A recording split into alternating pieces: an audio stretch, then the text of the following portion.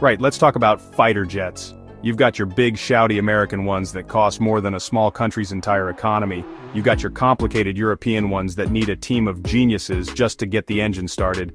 And then, you have something else, something from Sweden. A country famous for sensible cars, minimalist furniture, and a frankly alarming love of fermented fish. I am, of course, talking about the Saab Gripen. It's a fighter jet that seems to have been designed by the same people who think building your own bookcase with a tiny Allen key is a fun way to spend a Saturday afternoon. Simple, effective, and surprisingly brilliant. The Gripen, which means the Griffin in Swedish, is a proper bit of kit. It's a lightweight, single-engine, multi-role fighter, which is a fancy way of saying it can do pretty much anything you ask of it without complaining. It can dogfight with the best of them, it can drop bombs with pinpoint accuracy, and it can spy on things from a great height. It's the Swiss Army knife of the skies, born from a country that famously doesn't go around starting fights but absolutely wants to be ready to finish one. Saab, the company behind it, decided to build a jet that was smart, nimble, and didn't require a national lottery win to operate. When you look at the Gripen, it doesn't scream, "I am a weapon of terrifying destruction" in the way an F-22 Raptor does. It's smaller, more compact, almost understated. It's the sort of jet that would apologize if it cut you off in traffic. But don't let its polite appearance fool you. Underneath that calm Scandinavian exterior is a machine built for brutal efficiency. The Swedes designed it to operate in the harshest conditions, from icy runways in the middle of nowhere to makeshift landing strips on a public motorway. It's a jet built for survival, for practicality, and for giving any potential adversary a very, very bad day indeed. This brilliant machine first took to the skies in the late 1980s, a product of Sweden's fierce desire for independence. They didn't want to rely on the Americans or the Russians for their air defense. They wanted to build their own. The result was a fighter jet perfectly tailored to their needs. A defender that could be scrambled in minutes, maintained by a handful of conscripts with basic training, and rearmed and refueled faster than you can assemble an IKEA wardrobe. This philosophy of simple, robust engineering is what makes the Gripen not just a great fighter but a truly fascinating piece of design. It's an underdog, and as we all know, everyone loves an underdog. So what makes this Swedish wonder so special? Well, for a start, it's clever, incredibly clever. While other jets are packed with so much complicated technology that they practically need their own IT support department, the Gripen is designed around a principle of just enough.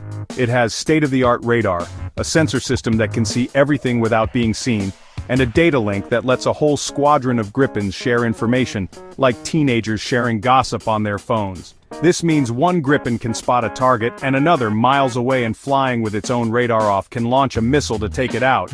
It's genius and frankly a bit sneaky. Then there's the cost. Now, no fighter jet is cheap. They all cost a staggering amount of money. But in the world of high-performance military aircraft, the Gripen is an absolute bargain. Running a Gripen for an hour costs about the same as a nice family car. Running some of its rivals for an hour costs the same as a very, very nice house in London. This low operating cost is a massive selling point. Air forces don't just have to buy the plane, they have to fly it, fix it, and fuel it for decades. The Gripen allows countries to have a top-tier air force without having to sell off all their national monuments to pay for it. Its design is also a masterpiece of versatility. The Swedes knew they might not have pristine 1,000-mile-long runways available in a conflict.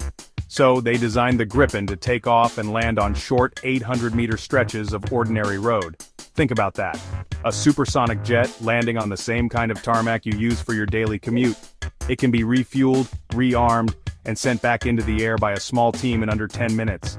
This ability to operate from anywhere with minimal support makes it incredibly difficult for an enemy to pin down. It's like trying to catch smoke with your bare hands. And let's not forget the engine.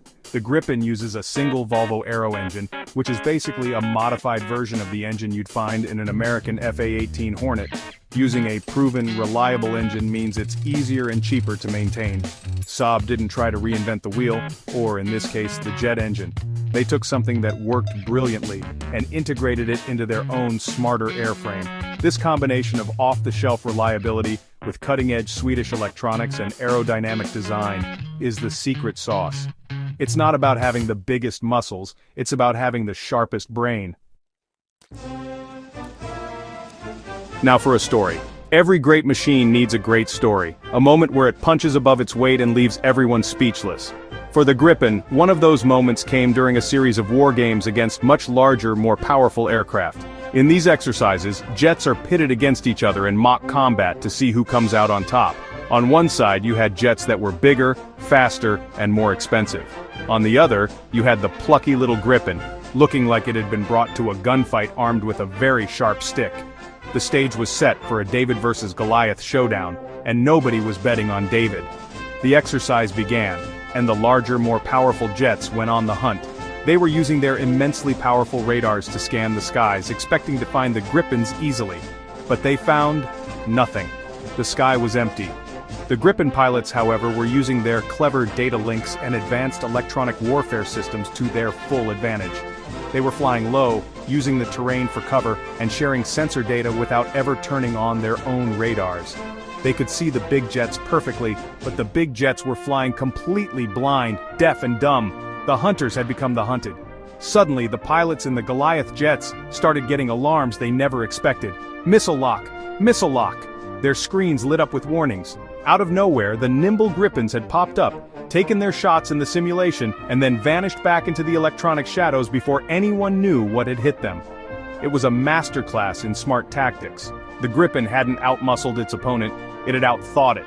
It was like watching a heavyweight boxer getting completely dismantled by a martial arts master who never even got touched. The bigger jets were left circling in confusion, wondering where the attack had come from. This performance sent shockwaves through the military aviation community. It was a stunning demonstration that in modern air combat, brute force isn't everything. The Gripen proved that a smaller, smarter, and more networked fighter could be more lethal than a larger, more powerful one.